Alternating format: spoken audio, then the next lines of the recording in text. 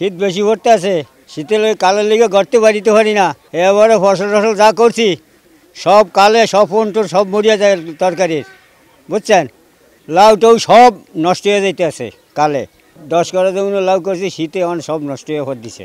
বিগত 5-7 দিন ধরে যেইভাবে নিশি এবং প্রচণ্ড ঠান্ডা পড়তেছে এবং কোনো রৌদ্রের সূর্য আলো দেখা যায় না, আমাদের ব্যবসা বাণিজ্য খুব খারাপ হয়। জেলেরা নদী যাইতে পারে না, আমরাও ব্যবসা বাণিজ্য করে কোনো শান্তি পাই না, আমাদের গর্তন বাইরেতে পারি না। কোনো মানুষ শীতের ঠান্ডায় আমরা শীতের লাগিয়া গর্তনই বাইরে পারি না। পানি তো ভালো কথা, সুয়াটার মুয়াটার কিছুই মানে না। আগুন জ্বালিয়া আমরা কোনো রকম জিনকানি কাটাইতে আছি। আর মনে করেন নদীতেও যাইতে পারি না, না খেয়ে মরতে হয় হিসাবে।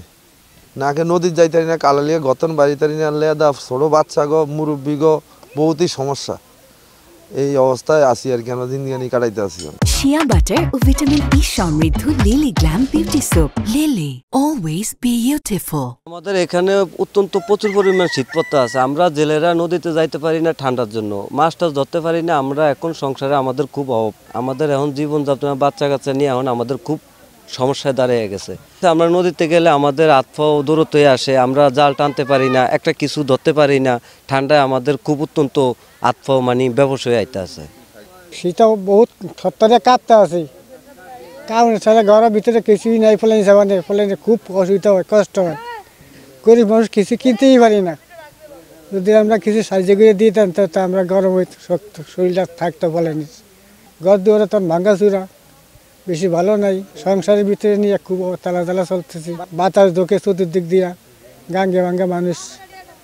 গরম ঠিক মতো কাজ করতেই না, কামাই করতেই না, খাইতেই পারি না, খুব কষ্ট হইতে আছে ফলে হিসেবে নিয়ে। শীতের খুব পরিস্থিতি খারাপ, আমরা জেলেরা নদীর যাইতে পারি না, চাদর গাছ দিয়ে রোডে আড়ি শীতের মানে না শীত। এখন যদি সরকার আমাদের সাহায্য দিত, আমাদের যদি কম্বল টম্বল দিত, আমাকে খুবই ভালো হইতো।